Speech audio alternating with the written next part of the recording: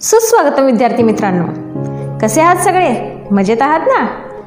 तर विज्ञान हे एक ज्ञानाचं असं भांडार आहे की ज्यामधून आपण जितकं मिळवावं तितकं कमीच. म्हणूनच या विज्ञाना विषयातील आणखीन बरीचशी माहिती घेऊन मी आज तुमच्या समोर आलेली आहे. मी श्रीमती एम.व्ही. ढवळे, सरकारी मराठी उच्च प्राथमिक शाळा मलिकवाड, तालुका चिक्कोडी आणि माझा शैक्षणिक जिल्हाही चिक्कोडी आहे. बालमित्रांनो, आज आपण इयत्ता 7वी करिता विज्ञान विषयातील पाठ 3 तंतू ते वस्त्र याबद्दल जास्तीची माहिती घेणार आहोत.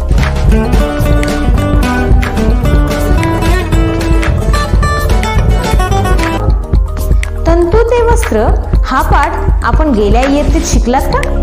हो, तर त्यामध्ये आपण काय काय जाणून घेतलं आठवतंय की नाही? पाहूया तर. मागील वर्षामध्ये आपण तंतू ते वस्त्र या पाठामध्ये जाणून घेतलं की कापड हे धाग्यापासून बनतं आणि धागे हे आपल्याला तंतूपासून मिळतात. तर हे धागे 2 प्रकारचे असतात, ते म्हणजे कृत्रिम धागे आणि नैसर्गिक धागे. अगदी बरोबर. आणि हे जे धागे आहेत हे नैसर्गिक धागे आपल्याला वनस्पती आणि प्राणी यांच्या तंतूपासून मिळतात, तर कृत्रिम धागे हे रसायनांच्या तंतूपासून मिळतात. लक्षात आहे ना? त्याचबरोबर आपण या कापड निर्मितीचे टप्पेही जाणून घेतले. वनस्पतीपासून ताग, सूत यासारख्या वस्त्रांची निर्मिती आपण जाणून घेतली, हो ना? आपण आजच्या भागामध्ये या प्राणिज तंतूपासून नैसर्गिक धागे कसे मिळवावेत याविषयी जाणून घेणार आहोत. मग हे प्राणिज तंतू कोणते आठवतात का? हो, लोकर आणि रेशीम. तर लोकर आणि रेशीम हे प्राण्यांच्यापासून मिळणारे तंतू आहेत आणि त्यांच्यापासून आपण नैसर्गिक धागे मिळवतो. त्या धाग्यांना आपण लोकरी धागा आणि रेशमी धागा असे म्हणतो.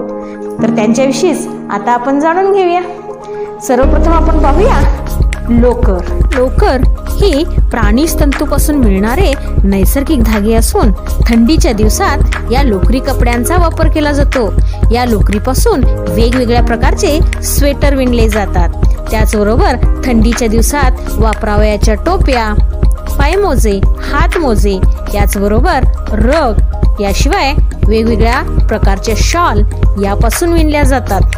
अशा प्रकारे लोकरी धागे हे आपल्याला खूप उपयोगी आहेत बरं का. तर लोकर कुठून मिळते याची तुम्हाला कल्पना आहे का? हो, बरोबर ओळखलात तुम्ही. मेंढींच्या केसापासून.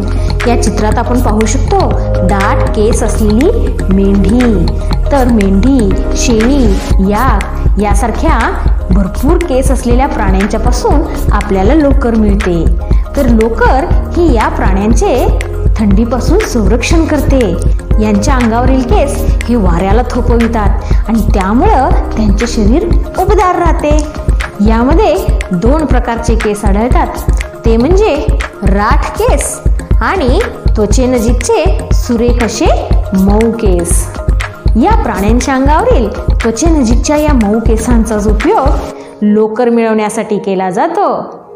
काही प्रजातींच्या मेंढ्यांपासून उत्तम प्रतीचे मऊशार असे लोकर मिळते आणि म्हणूनच अशा चांगल्या प्रतीची लोकर मिळवण्यासाठी चांगल्या पिलांचा जन्म व्हावा म्हणून उत्तम दर्जाचे केस असणाऱ्या पालकांची निवड केली जाते. तर अशा प्रकारे पिलांच्या मध्ये विशिष्ट गुणधर्म असावेत म्हणून पालकांची निवड करण्याच्या या प्रक्रियेलाच निवडक उपज म्हणजेच सिलेक्टिव्ह ब्रीडिंग असं म्हटलं जातं. मेंढ्यांपासून लोकर मिळण्याच्या कारणामुळेच मोठ्या प्रमाणात मेंढ्या पाळल्या जातात आणि यालाच आपण मेंढ्या पालन असे म्हणतो. बालमित्रांनो, तुम्ही अनेकदा रस्त्याच्या बाजूने तुमच्या घराजवळून अशा प्रकारे मेंढपाळ मेंढ्या घेऊन जाताना पाहिले असेलच ना? तर हे मेंढपाळ या मेंढ्यांचे पालन करतात. हे मेंढपाळ त्या मेंढ्यांना खूपशे गवत, पाने, धान्य, त्याचबरोबर अनेकदा तेल बियांची पेंड अशा प्रकारचे खाद्य खायला घालतात. यावरून आपल्या लक्षात आलं असेल की मेंढ्या ह्या शाकाहारी असतात आणि म्हणूनच त्यांना चरण्यासाठी मेंढपाळ आपल्या परिसरात घेऊन फिरतात. पण थंडीच्या दिवसात मात्र या मेंढ्यांना एकाच ठिकाणी ठेवले जाते आणि त्याच ठिकाणी त्यांना पाने, धान्य अशा प्रकारचा आहार सुद्धा ते घालतात. अशा प्रकारे मेंढ्या ह्या अनेक प्रकारच्या प्रजातीच्या आहेत. आपण बाजारातून जी लोकर आणतो ना, ती मेंढ्यांच्या केसापासून मिळालेली असते. परंतु केवळ मेंढ्या हे लोकर मिळवण्याचे एकमेव साधन आहे का? नाही. तर आपण या चित्रात पाहू शकतो, या ठिकाणी आपल्याला एक वेगळा प्राणी दिसतो. याचं नाव आहे याक. याच्या अंगावर सुद्धा मेंढ्यांच्या प्रमाणे मोठे आणि भरपूर दाट असे केस दिसत आहेत आपल्याला. तर हा याक हा तिबेट, लडाख यासारख्या बर्फाळ प्रदेशात आढळतो. या प्राण्याच्या अंगावरील केसांचा सुद्धा लोकर मिळवण्यासाठी वापर केला जातो. त्याचबरोबर काश्मीर आणि जम्मू यासारख्या पर्वतमय प्रदेशामध्ये आणखीन एका वेगळ्या प्रकारचे प्राणी आढळतात. ते पहा, अंगोरा बकरी. ह्या सुद्धा आपल्याला लोकर मिळवण्यासाठी उपयोगी आहेत बरं का. ह्या अंगोरा बकऱ्या जम्मू आणि काश्मीरच्या पर्वतमय प्रदेशात आढळतात. यांच्यापासून अंगोरा लोकर मिळते. याशिवाय आणखीन एक प्राणी, तो म्हणजे काश्मीरी बकरी. काश्मीरी बकरी यांच्या केसापासून सुद्धा लोकर मिळवली जाते. या बकरीच्या शरीरावरील केस अतिशय मऊ असतात आणि त्यांच्यापासून पश्मिना शॉल म्हणून उत्तम प्रकारची शॉल विणली जाते. एवढंच नव्हे, तर काही प्रदेशात उंटासारख्या प्राण्यांच्या पासून सुद्धा लोकर मिळवली जाते. तर काही प्रजातीच्या उंटांच्या शरीरावर मऊशार केस असतात आणि या केसांचा वापर करून लोकर मिळवली जाते. इतकंच नव्हे, तर या चित्रामध्ये आपण पाहू शकतो लामा आणि अल्पाका या नावाचे प्राणी दिसत आहेत. तर या प्राण्यांना आपण भारतामध्ये जास्त करून पाहिलेले नाही, पण हे प्राणी दक्षिण अमेरिकेत आढळतात आणि दक्षिण अमेरिकेतील लोक या प्राण्यांच्या केसांच्या पासून उत्तम दर्जाची लोकर मिळवतात.